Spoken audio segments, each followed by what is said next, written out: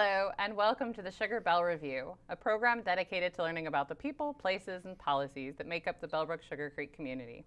Thank you so much for joining us this evening. Tonight we have with us David Graham, who has come to discuss and maybe simplify the complexities of the upcoming reassessment.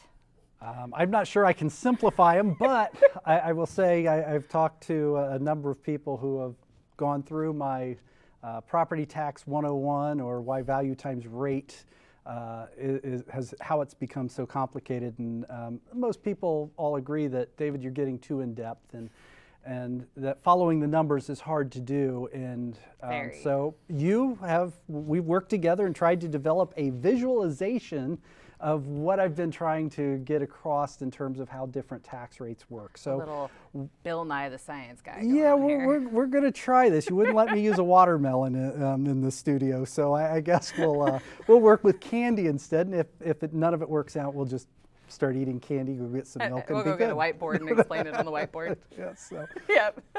So kind of the idea is it is important to realize there's two different kinds of millage. Mm-hmm. And normally I talk about the three kinds of millage, but we're going to simplify it and just talk about inside millage, which is unvoted, and then voted millage as a group. And they work in two distinctly different ways. Now, if I remember correctly, the inside millage is essentially the millage that the Constitution says that most communities or counties or taxing bodies can just simply take, and it's 10%? It's 10 mills. It's 10 so mills. It's 10 mills is the maximum in any given taxing district, and it's shared among the subdivisions that existed back in 1933. And I don't guess you want the history lesson of how we ended up with the inside millage.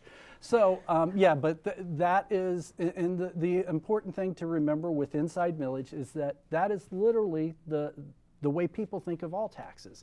As value goes up, taxes go up. The rate never changes. So if you were to think of an income tax or a sales tax, as you spend more money, if you buy a $2,000 computer instead of a $1,500 computer, your sales tax is going to be 25% more. It's that simple, that math. Inside millage works exactly that way, but inside millage represents a relatively small portion, generally about 12 to 13% of the total millage that people are paying in property taxes.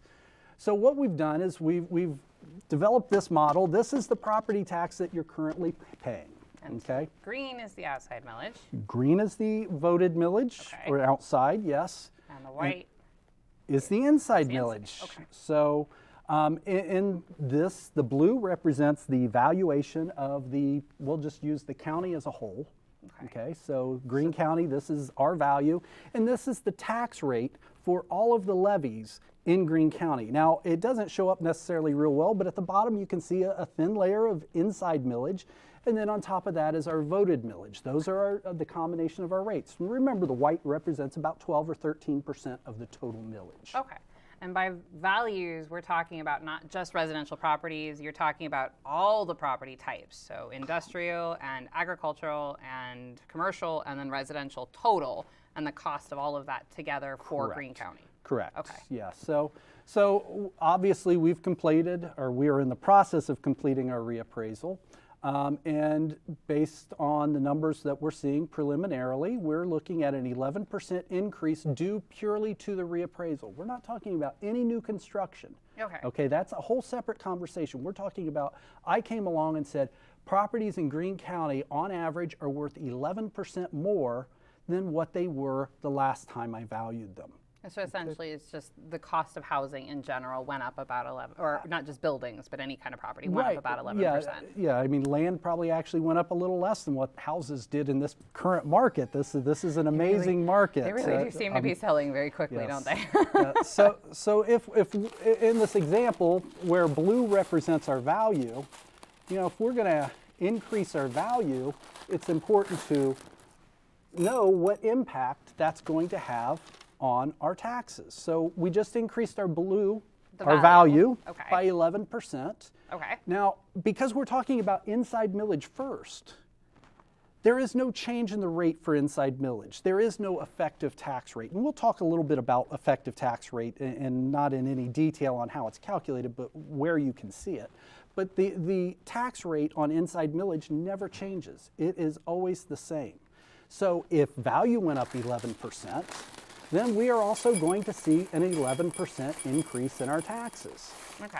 So, and that's the 10 mills out of part of, I think it's just in the Bellbrook Sugar Creek area, it's something like 76% in that range for the total mills. I'm sorry. Yes, the total mills in L32 and L35, which is the predominant area around where here. I live. Right. So that's kind of like what this would represent. So the green is that additional, what is it? 66 mills. 66 mills, and then the white is the 10 mills. Right. Okay. So you can see that value went up 11%, our taxes went up 11%, the funding of government just went up less than 11% because all of this other funding already exists.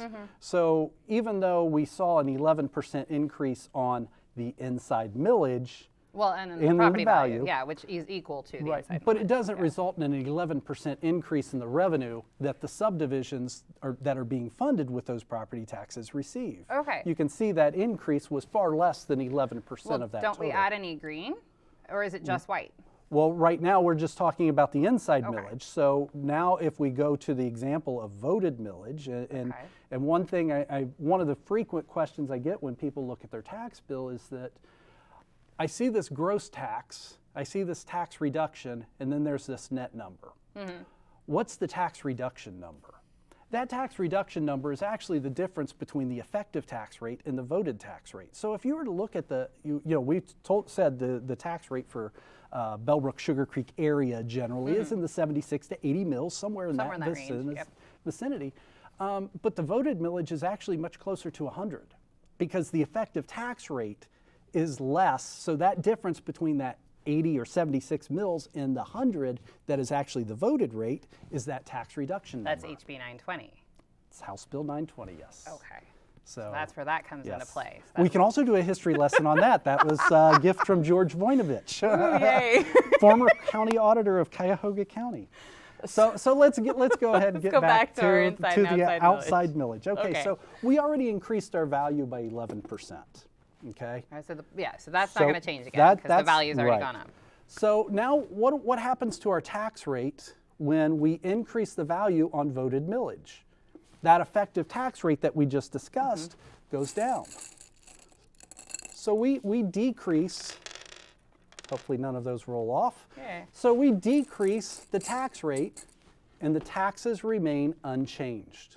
Okay. Now, so we again, don't add any green. We don't add any green to the taxes because what happened is when this value went up, this rate went down, resulting in no additional tax revenue from the reappraisal only. Okay, and that's with just the larger portion of millage, which is the outside voted millage. Correct. So the inside millage will change, and then we'll add a little bit of tax revenue to any of the areas that are using tax revenue. Right. So that will get a small bump in increase for their revenue. But because of HB 920, rather than increasing the revenue, it actually removes it so that it stays the same. The rate decreases so that value times rate still equals the amount of revenue they received in the prior year.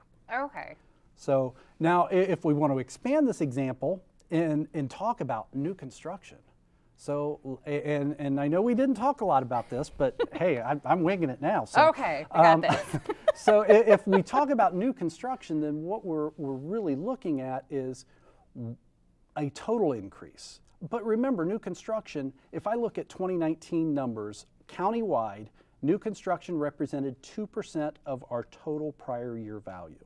Okay. So this one. In essence, what you're saying is, yes, if our value here grows by 2% due to new construction. So that's the overall value of Greene County or any particular taxing district. Correct. Correct. Okay. Yeah, this isn't taxing district. This is theory. It's not necessarily. So we're also going to see a 2% increase in revenue from our inside millage. Okay. And because outside millage or voted millage is not impacted by new construction, the rate is not adjusted in any way, you would also see that 2% increase in your value from that. So but again, 2% still represents a relatively small portion of the total tax monies that are used. So essentially what happens when you do a reassessment, you kind of like the new construction will be a part of it, but it only represents a very tiny percentage of any particular tax revenue that comes out of a reassessment. Right. I mean, Okay. like I said, 2%, you consider what the economy has been over the last, 3 or 4 years, even though, maybe not so good during COVID, but the building market is still booming. And so, And a houses are 2%, still selling, a so, yeah. 2% increase in your total overall value countywide is considered a fairly large number. That's I mean, the area is growing pretty steadily. right. So Okay. I mean, you're talking about having a total assessed value of $3 billion. So everything's relative. 2% of $3 billion, I'd take it, but It's not chump change, but it's right. Right. Relatively speaking, it's a fairly small portion. amount. Okay. So this is the general concept of how the reassessment works in terms of tax revenue for Right. any particular taxing district. So how now does it work? Because some people's taxes will go up and some people's taxes will go down. Right. And there's this, how do we, so I know that plays a part. So I think we've said we're So- going to go with blue. So, well, actually, we'll use 3 houses here. Okay. We'll pretend that these are 3 houses that are valued equally. You're Got a losing blue one one. got away. Yep, nope. They're running away. My wife was right, I am a slob. All right, there you go. Okay, so, and we're going to pretend that all 3 of these are level. Okay, these are 3 houses, each of them appraised at $100,000. When they were first appraised. Yeah, well, when they were appraised for 2019. Okay. We'll say before I did my reappraisal for tax year 2019, these were all 3 appraised at $100,000. I come along and do my reappraisal, and the average increase, and I'm going to use nice round numbers, I'm going to say that the average increase was 5%. Okay. Okay? This guy, his value went up 10%. Okay. This guy, his value went up 5%. Okay. And this guy had no change in his value whatsoever. Okay. So he stayed at 100,000 and he went up. Right. My math is not going to work for me, but you get the idea. So that one stayed at 100,000 and this one was reevaluated 5% higher, and this one was reevaluated 10% higher Right. than that 100,000. Right. Okay.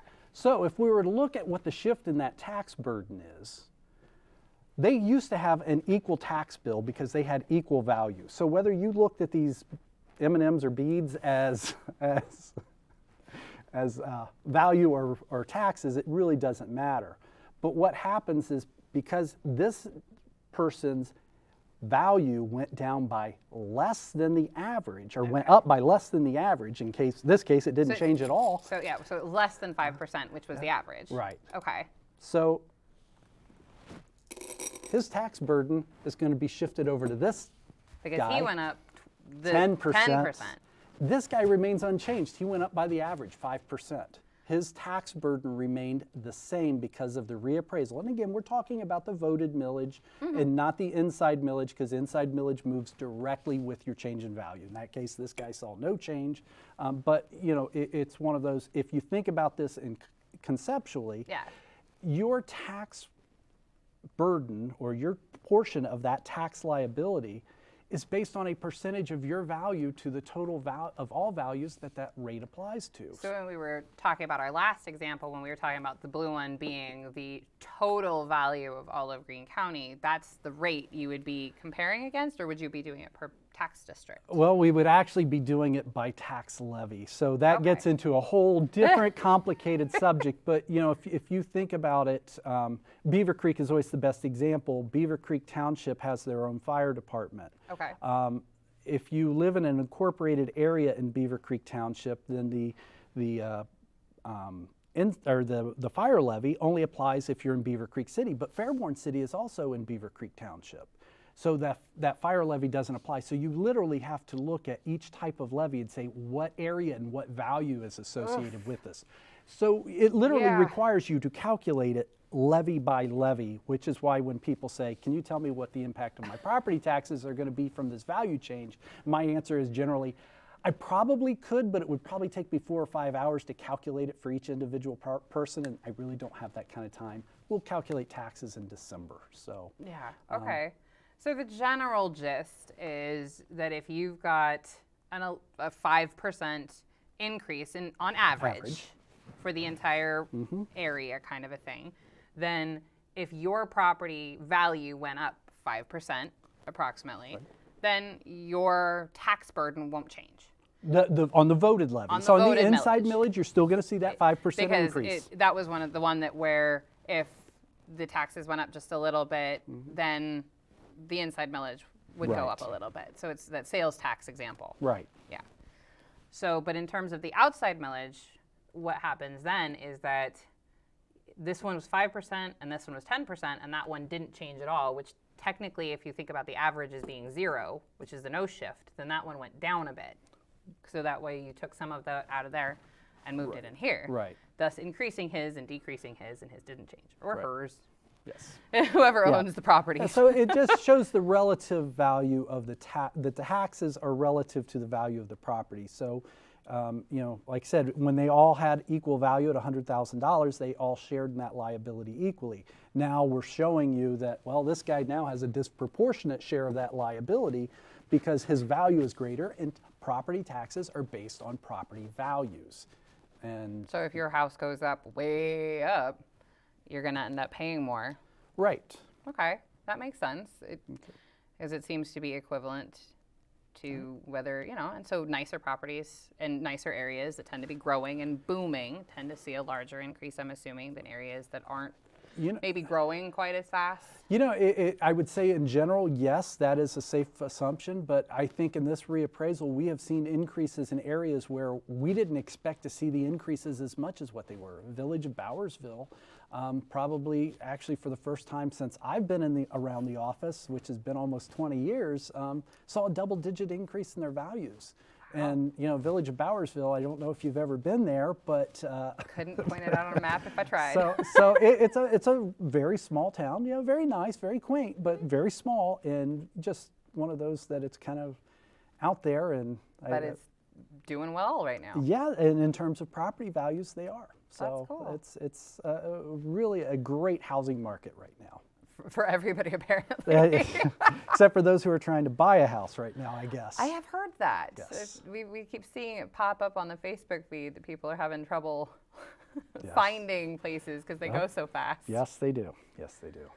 All right. Well, this has been fun. I appreciate you coming in and trying to help everybody understand how this process works a little better in a slightly different format than you're accustomed to. Right. You know, I'm glad you went with me on it. And hopefully maybe this has helped a few people who were a little confused about the process understand the overall ins and outs of the way a reassessment works, and both how it increases tax revenue and how it shifts tax burden. And it's definitely been a fun night, and I am grateful that we could maybe do this. And for those people who want the detailed version, if you go to the Greene County Auditor's real estate page, at the bottom of the page, there's how property taxes work in Ohio. If nothing else, it will help you sleep at night. So I encourage people to read that. Definitely. And you can always contact David. You can always call me in the office. There. So thank you all. Have a wonderful evening. We're glad you could join us, and we will talk to you next time.